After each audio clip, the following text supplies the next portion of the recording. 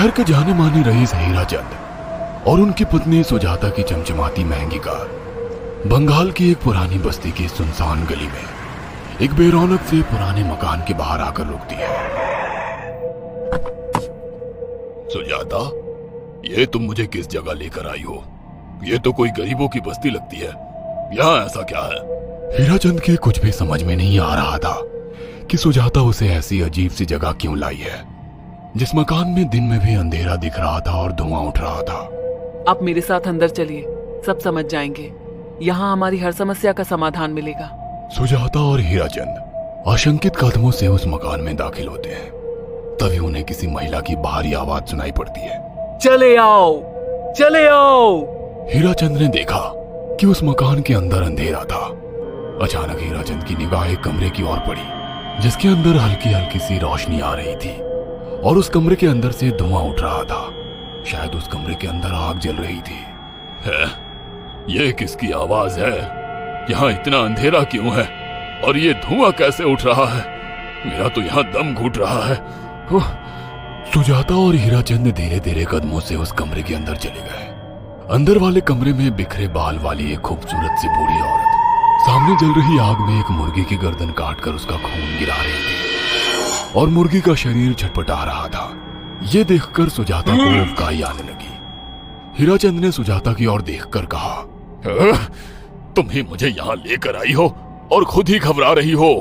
कौन है ये भयानक सी शक्ल वाली औरत और हम यहाँ क्यों आए हैं? अचानक उस औरत ने एक झटके में मुर्गे की गर्दन धड़ से अलग कर दी। ये देखकर सुजाता के मुंह से चीख निकल गई और सेठ हीराचंद भी सहम गया। वो बहुत डरावना नजारा था। ये अघोराताई हैं। ये हमें अपनी काली तंत्र विद्या से संतान सुख प्रदान कर सकती हैं। इसलिए मैं आपको यहाँ लेकर आई हूँ। कैसी बात करती हो? जहाँ बड़े से बड़े डॉक्टर सफल नहीं हुए, वहाँ ये मामूली औरत क्या कर लेगी? हीराचंद की बात सुनकर अघोरिताई ने गुस्से से हीराचंद की ओर देखकर कहा, नादान हीराचंद, काली विद्या में इतनी शक्ति है कि मरे को भी जिंदा कर दे।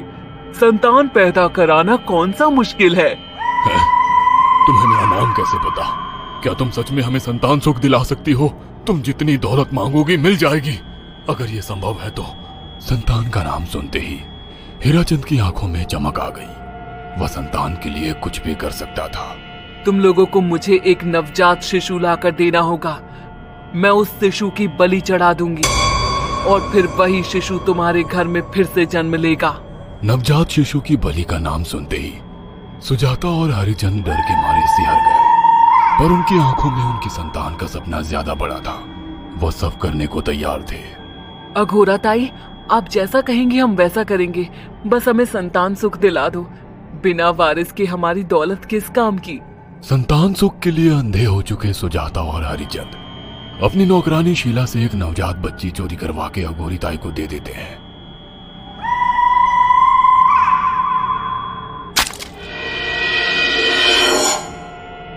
उस शिशु की बलि से सुजाता गर्भवती हो जाती है। देखा आपने अघोरा की तंत्र शक्ति? मुझे उस पर पूरा भरोसा था। चलो चलकर उन्हें धन्यवाद कहते हैं। हीराचंद और सुजाता अघोराताई के पास पहुंचते हैं। वो दोनों बहुत खुश थे और अघोरा पर उन्हें अंधविश्वास हो गया था।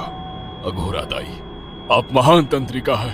आपने वो चमत्कार कर दिखाया जो बड़े बड़े डॉक्टर नहीं कर सके। ये काली विद्या है बेटा। अगर तुम दोनों चाहो तो मैं इस विद्या से तुम दोनों को हमेशा के लिए जवान बना सकती हूँ। क्या सच में ऐसा संभव है? हाँ बिल्कुल, पर इसके लिए तुम्हें जवान लड़के और लड़कियों की बलि चढ़ानी होगी। तुम उन्हें यहाँ तक लाओ, बाकी मैं देख लूंगी।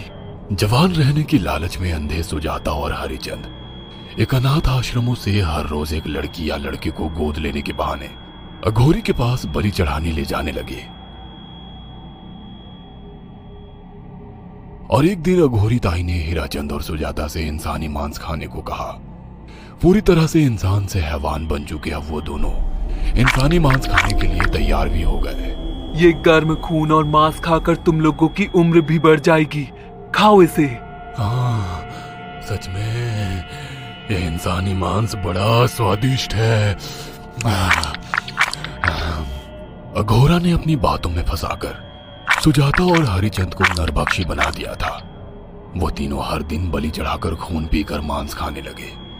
नौकरानी शीला भी नए शिकार लाने में उनकी मदद करती थी, मगर एक दिन शीला को शिकार नहीं मिला। मेम साहब, आज एक भी शिकार हाथ नहीं लगा और मैं बहुत थक गई हूँ और घर जाकर थोड़ा आराम करना चाहती हूँ। कोई बात नहीं शीला, एक छोटा सा काम है, तुम हमारे साथ चलो, लौटते में हम तुम्हें घर छोड़ देंगे। जी मेम साहब। शीला नहीं जानती थी कि शिकार नहीं मिलने से सुजाता और हरिचंद अंदर से बौखला गए थे और उनके दिमाग में एक शैतानी चाल चल रही थी। सुजाता, ये बेहोशी की दवा है, शीला के कार में बैठते ही तुम उसे सुंघा देना। आज हमें इसी की बलि देनी होगी। इसने हमारे यहाँ का बहुत खाना खाया, अब हम लोग इसे खाएंगे। वैसे भी ये आगे चल के हमारे लिए खतरा बन सकती थी।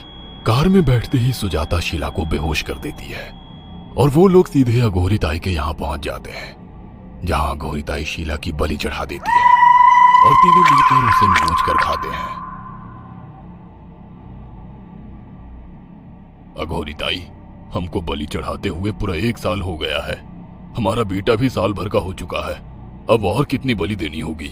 बस एक आखिरी क्रिया और बची है, उसके बाद तुम दोनों हमेशा के लिए जवान हो जाओगे। कैसी क्रिया अघोरा ताई? 3 दिन बाद सूर्य ग्रहण है, हमें पास के घने जंगल में एक विशेष क्रिया करनी होगी।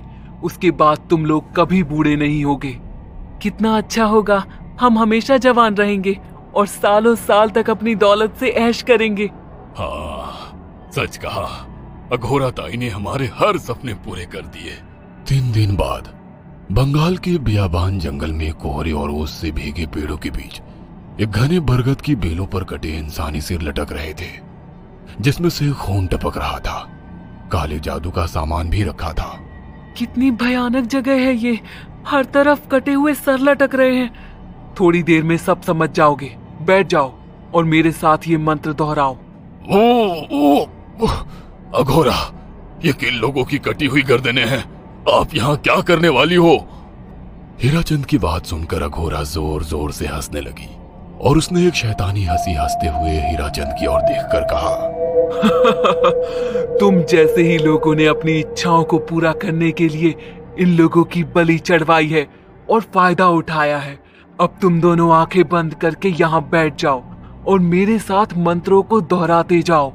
अघोरा ने सुजाता और हरिचंद को वशीकरण मंत्र और काले जादू के इस्तेमाल से सम्मोहित कर दिया और देखते ही देखते वो एक भयानक डायन में बदल गई और चीखती हुई बोली, अब मैं तुम दोनों की बलि चढ़ाकर अमर हो जाऊंगी, क्योंकि तुम लोगों ने 100 लोगों की बलि का खून पिया है।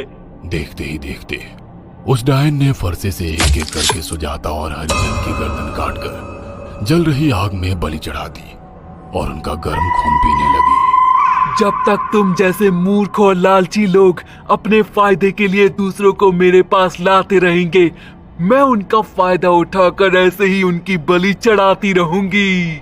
दरअसल अघोरा एक डायन थी और अपना स्वार्थ पूरा करने के लिए उसने हीराचंद और सुजाता की लालच का फायदा उठाकर उनकी भी बलि चढ़ा दी। बुरे काम का बुरा ही नतीजा मिलता है। अगर आपको हमारी ये कहानी पसंद आई हो तो इसे लाइक और शेयर करना ना भूलें। साथ ही ऐसी और नई कहानियों के अपडेट्स पाने के लिए हमारे चैनल अक्षु टीवी को जरूर सब्सक्राइब करें।